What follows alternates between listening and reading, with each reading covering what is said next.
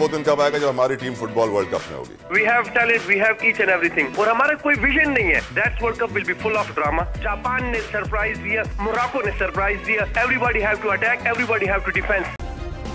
Subscribe करें और bell दबाएं ताकि कोई खबर रह न जाए। वो दिन कब आएगा जब हमारी टीम फुटबॉल वर्ल्ड कप में होगी? देखिए, ये क्वेश्चन तो बड़ा आसान है, लेकिन इसका अगर मैं जवाब देना शुरू हो तो आप लोग का प्रोग्राम का टाइम खत्म हो जाएगा। थोड़ा सा दे दें, 10 सेकंड 20 सेकंड ले लें, कुछ तो बता दें, एक दो प्रॉब्लम्स बता दें। और मैं आपको बताऊं, सब we have each and everything. अगर कतर जैसा मुल्क 50 लाख की आबादी में वर्ल्ड कप खेल सकता है, तो 50 करोड़ या 40 करोड़ की आबादी का वर्ल्ड कप क्यों नहीं खेल सकते? We can do it. We have talent, we have each and everything, but we don't have any plan. We don't know how to manage, we don't know how to plan, we don't know how to develop the talent. हमारे लिए talent के लिए वो track नहीं है, वो नहीं है. वी आर स्टिल फेल कि हम कैसे उस टैलेंट को इकट्ठा करके फिर उसको एक ट्रैक दें कि ये अगर आप इस ट्रैक पे जाओगे तो इस पे हम. और हमारा कोई विजन नहीं है. आपको सोचो, जापान जैसा मुल्क 40 साल पहले कह रहे हैं कि मैं 40 साल बाद इस प्रोसेस में होऊंगा कि मैं वर्ल्ड कप का क्वार्टर फाइनल या वो खेल सकूं. कनाडा ऐसा मुल्क 36 साल बाद ऑलरेडी वर्ल्ड कप खेल चुके. 36 साल बाद वो आकर वर्ल्ड कप खेल रहा है. बड़ा मुश्किल क्वेश्चन है. बड़ा वो है कि हम कब खेलेंगे. वी कैन प्ले, मैं ये नहीं कहता कि नहीं खेल सकते, लेकिन एटलीस्ट हमारे पास ऐसे विजनरी बंदे हों जिसका 4 साल का वो ना हो कि वो 4 साल के लिए प्रेसिडेंट है, उसका 4 साल का विजन हो, उसका विजन 50 साल का हो. Then we have ability to play in world cup.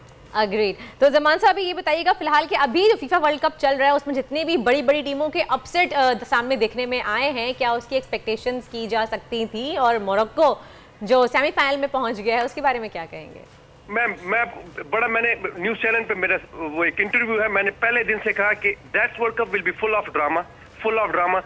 Any team, कोई भी टीम, लो रैंक और हाई रैंक की बात नहीं है, कोई भी टीम किसी भी टीम को सरप्राइज दे सकती है. और इसके सबसे बड़ी बड़ी मिसालें आपके सामने. सऊदी अरब ने फुटबॉल जायंट को सरप्राइज किया, ट्यूनीशिया ने सरप्राइज किया फ्रांस को, कैमरून ने ब्राजील को, जापान ने सरप्राइज दिया, मोरक्को ने सरप्राइज दिया, और still is a full of surprise.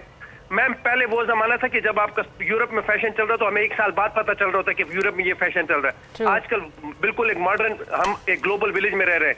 हर बंदे को पता है कि मेसी का सेकंड हैबिट क्या है, अर्जेंटीना के डिफेंडिंग टैक्टिक्स क्या है, अर्जेंटीना के अटैकिंग टैक्टिक्स क्या है, अर्जेंटीना किस उस स्ट्रेटेजी से खेलती है.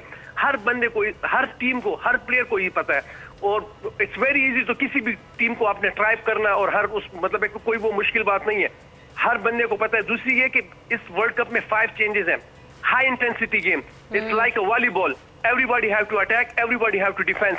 आप देख लो Morocco, everybody behind the ball. अच्छा, ये तो बताएं जमान भाई, रोनाल्डो भी चला गया, आपका दूसरा ब्राजील नेमार भी चला गया, बड़े बड़े अपसेट्स हो गए हैं. Who is your favourite? मैं तो कहता हूँ मोरक्को जीते वर्ल्ड कप, मजा आ जाएगा.